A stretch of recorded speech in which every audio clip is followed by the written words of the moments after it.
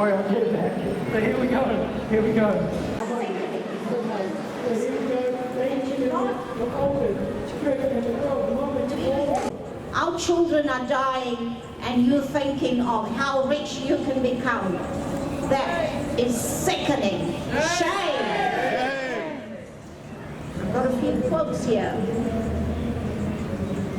I started my career as an alternative teacher. I don't know, some of you might know the Montessori. And Maria Montessori was inspiring in her time because she saw the neglect in Italy, and she did something to the children and for the children in Italy, and that's how her methodology started. And she said, preventing conflicts is the work of politics. Establishing peace is the work of education. And we are here to make sure that our world is more peaceful than it ever was before. Thank you.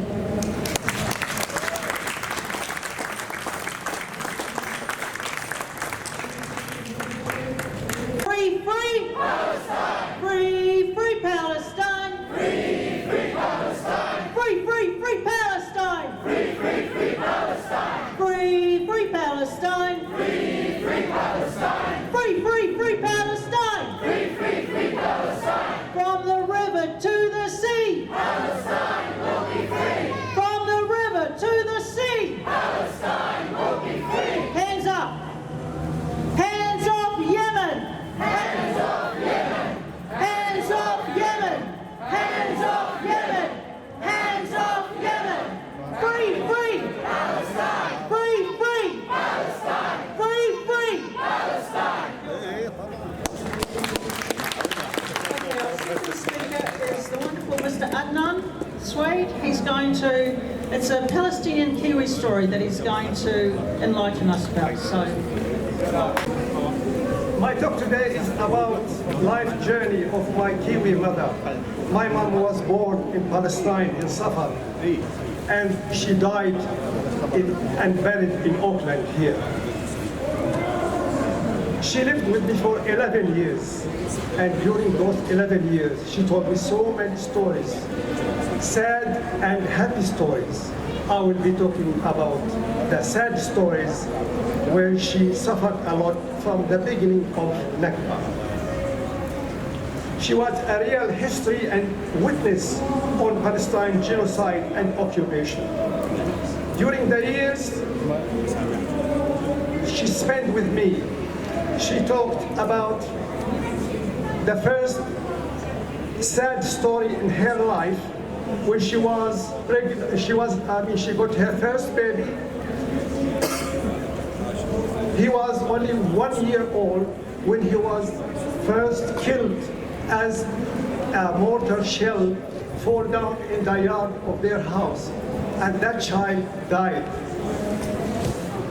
That bomb was British made and British supplied to the criminal Zionist gangs who were attacking the Palestinians in order to push them out of their land.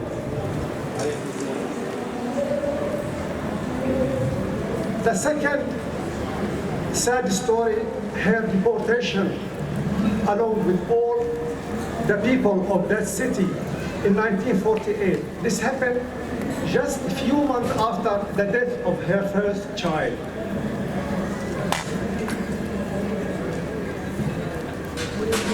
Now, regarding the killing, when we say that the first child, and we can see the children here, they are happy, they enjoy their life. But the Palestinian children, they suffered from right the beginning of the plan of occupying Palestine until this time. Now, when we talk about the bombs, that bomb which my brother was killed with, it was a small bomb. But now, those who supply Israel with bombs. They are civilized, more civilized, are more democratic. They are inventing big bombs of 1,000 kilograms, which can kill 1,000 children at a time.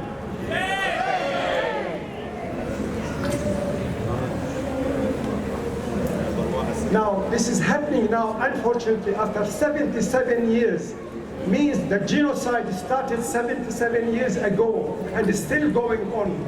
What we see now in Gaza and in West Bank is nothing but continuation of the same crime and genocide which happened at that time.